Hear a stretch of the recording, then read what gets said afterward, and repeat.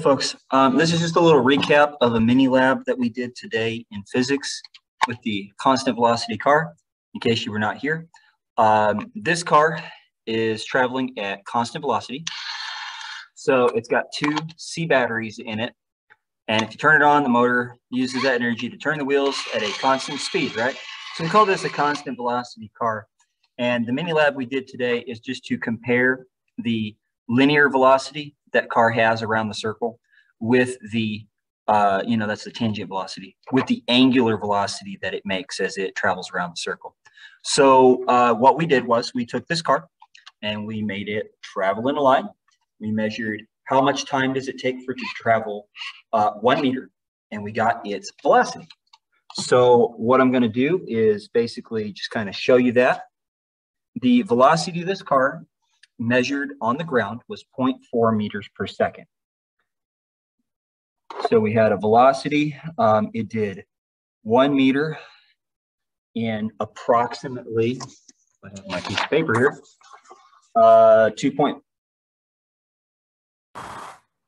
1 meter in about 2.4 seconds. And that means that it has a velocity of about 0.42 meters per second. Okay. Now that's what that car should do no matter what, right? It should always be going at 0.42. Well, the next thing we did was we put this car on a line. So this is a picture of that car on a line from the top. And the string is 60 centimeters long, but I realized early on that that presents a source of error because the string is on the hoop here, and there's a little bit of extra length from the hoop, and then there's a little bit of extra length to the center of the car. So the real radius of the circle we're about to make is 66 centimeters, or 0.66. And the idea is, if this car is going 0.42 meters per second when it's a straight line, shouldn't it still be going 0.42 meters per second when it travels in a circle? And we verify that by timing it and going around that circle, because V tan is equal to circumference of a circle. How far do you go? You go around a circle, divided by time period. How long does it take to go around that circle? And our most accurate time measurement was 10.9 seconds for a time period. They were very careful. And the circumference of a circle is determined by that circle equation. That circle is 2 times pi times the radius. So on the top of the circle, we got 2 times pi, 3.14, times the radius of the circle we drew, which is 0.66. So this car travels at times 0.66. The circumference of the circle is 4.14 meters around. That's a distance. And if we divide it by the time, 10.9, you can see we got very close, 0.38 meters per second. So there's a little bit of an error here. We're off by 0.04, which is not very bad. So we decided we would split the difference and say 0.4. But you can see that finding velocity by letting it go straight versus finding velocity by letting it travel in a circle are very, very, very much the same thing or similar. They're supposed to be exactly the same. And we got very, very close. If we rounded to the 10th place, they would both be 0.4, and that would be the same. Okay, and let me show you what that would look like traveling in a circle here. He travels that distance, right? And it takes him about 11 seconds to go around. Now, the force that's making him travel in a circle is the centripetal force, and that force is coming from the center of the circle. And that force is coming from the string. So if I remove the string, he'll travel in a straight line. If I restore that force, he will travel in a circle again. So his circle is dependent on that force toward the center of the circle, and that's what we call centripetal force. So the next thing we want to do is calculate. So the acceleration toward the center of the circle, that's what's making the direction change. V squared over r. So in this case, we've got 0.4 as our V. And that's how we calculated it today. We just took the average of our two different methods. 0.4 times 0.4 is V squared, 0.16. The radius of the circle is 0.66. 0.24. Now, acceleration is measured in meters per second squared.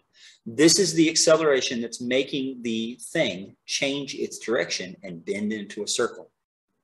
Now, what makes a velocity change is an acceleration, but what makes an acceleration is a force. So to calculate the force, this is the centripetal force on our graphic organizer. It's the force from the object to the center. F equals ma, right? Well, I will tell you that the mass of this car is approximately 600 grams. So if we said that it had a mass of 0.6 kilograms times the 0.24 meters per second, that would give us the force acting on the car, the force making the car change its direction. 0.144.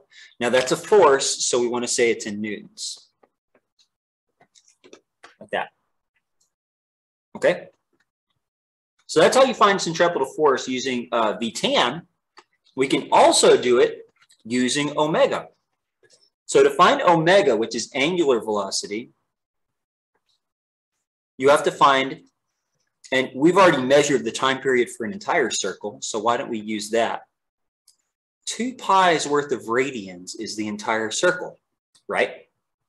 So if I knew that 2 pi was all the way around the circle once in radians, and I divided it by the time to go all the way around the circle once in radians, I would have radians per second, and that would be angular velocity. Well, 2 pi is 6.28. How many radians for 1 revolution? 6.28, and it took 10.9 seconds to go around. So we're just going to divide. 6.28 radians divided by 10.9 seconds, 0.576. Let's call it 0.58 for short. 0.58. Now it's radians per second. The radians per second, the angular velocity, does not have to match up with the tangent velocity. They mean different things. This is how many chunks of a circle per second it's going. And it is not going 1 full circle per second, so it's not going 6 radians per second. It's going pretty slow. AC based on omega. So instead of being v squared divided by r, it was omega squared times r. Omega is 0.58. It's got to be squared, and then the radius of the circle is 0.66. So if we crunch that, we should get a very, very close number to what we got before, because it's the same thing making the same circle, should have the same acceleration. 0.58 times 0.58 divided by 0.66 and 0.5.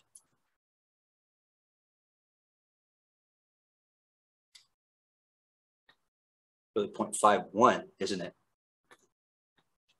So what this tells me is maybe we have a small source of error here. V squared over r, we got 0.24 meters per second. We're off by a little bit, but that doesn't change the procedure. I'm going to check myself here on this. 6.28 divided by 10.9. Oh, 0.576. Well, still. Ah, there it is. I bet I had a calculation error there. Oh, I see what I did. Look, I divided by 0.66 when for this one, we have to multiply. There it is. 0.22 is what we got, 7th period, and that makes more sense. Right? So almost the same. That's much better. Now, these guys are barely off from each other, but if you want, if I calculate F again, it's going to be 0.6 times, this time 0.22. 0.132.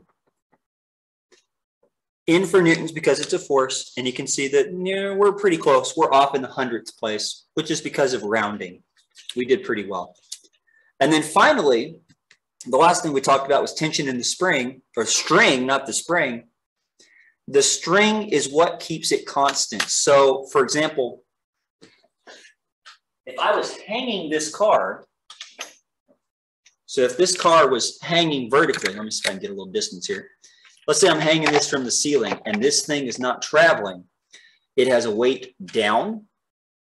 And the reason why it's not traveling up or down is because the forces are balanced. Well, the balanced force is in the string, keeping it from going up or down. So that means that the tension in the string is equal to the weight of the object when there is a weight applied vertically, right? Well, this thing is going around in a circle. So when it's going around in a circle, it's not changing any distance inward or outward. It's maintaining the same distance. So when it travels around in a circle, the force that this car feels because of the string has to be equal to the force the string feels because of the car. So that means that the tension force is going to be the same as FC. Okay, so that's our mini experiment that we did on Tuesday today. The other thing we did on the way out, I'll show you here. Let's say you have the same car with the 60 centimeter string. I just want you to see how fast it goes. This car can't change its tangent velocity. It's going to go the same, right? About 0.4 meters per second, right? It takes about 11 seconds to go around a circle. But if I change the string out for a smaller string, you should see a difference. Here's the 60 centimeter string. This string is half that length, 30. So if I make the radius half, but this car can't change its tangent speed, it's doing the same tangent speed, look at the difference in the circle that it makes. Half the radius, so it's going to be a circle that is a lot smaller. For the same tangent speed, it covers that circle in half the time. It doesn't have any difference in tangent speed, but it does have an increase of a factor of 2 in angular velocity because it's going in a smaller circle. It can make that circle in half the time. Okay, so that's the difference between angular velocity and tangent velocity. We're going to keep practicing that.